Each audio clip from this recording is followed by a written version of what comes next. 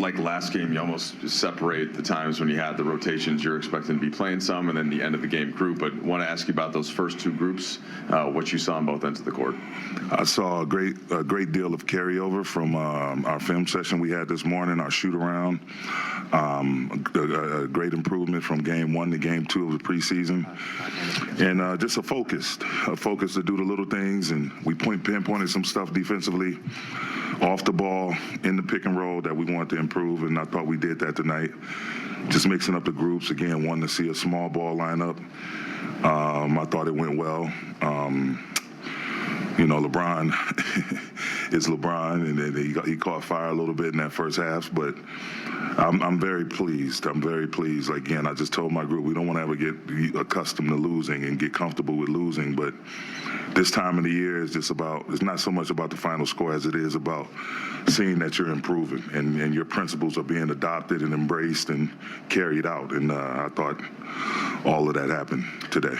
You talked about on offense, the 4 out and the 1 in, and it seemed like the spacing was even improved from last game. Yes. Angles. How do you see the players picking that up, and how does that evolve? Well, it's just running habits and opening up space and knowing that with guys like Russell and Bron and K. Nunn and Dennis when he gets here, like those guys attacking the paint and going hard toward the rim, the defense is going to have to collapse, or you're going to have multiple bodies trying to get in front of them and try to contest them at the rim. So it's going to open up. Like if you sacrifice and sprint to the corners, you're going to get a hell of a lot of corner threes attempts. And we feel comfortable in everybody on our team shooting those shots. So it's just a matter of sacrificing through habits in order to make the greater good for the team in terms of floor balance and, having guys knowing that they attack, defense collapse, there's somebody waiting on them to receive the pass. Darvin, do you have an update on AD? Yeah, we just got ahead of that in terms of he had a little bit of lower back tightness, but we just wanted to get ahead of it.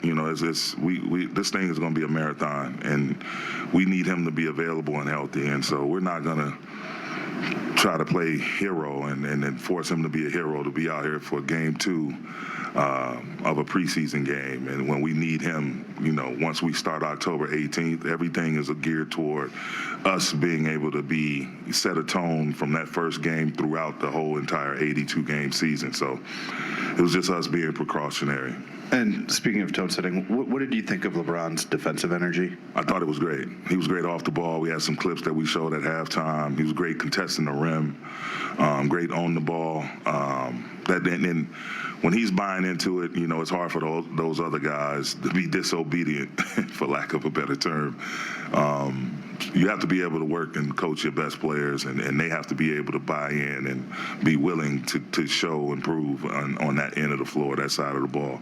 Like I said, defense is something that we're going to hang our hat on, and we're going to figure out ways to score. There's almost 70 points in the first half, so that's going to take care of itself. We got talented offensive players, but the defensive end, being committed night in and night out to that end, is really going to allow us to compete at a very high level and have a lot of success.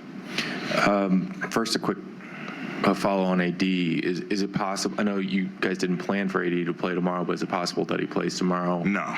Okay. No, he won't be playing tomorrow. And then, 16 offensive rebounds by the Suns, and you mentioned the defensive rebounding struggling the first game, and obviously when you have a smaller lineup, that's going to be more. What kind of adjustments did you see, especially in the first half, that the group made to try and get that under control? You tend to float a little bit. Like if a shot is taken, you're on defense, and no one is in your area, you tend to stand and turn and watch instead of turning, engaging toward the ball, getting toward the paint, if there's no individual body for me to put my body on, then I got to go help my teammate put 2 bodies on 1 body. And I just thought guys they were looking to do that more and just flying in and getting multiple hits and multiple guys going after the rock. So it's something that's going to be a constant theme, us finishing our defense, with a rebound, holding teams to 1 possession. That's going to be a common theme throughout the season.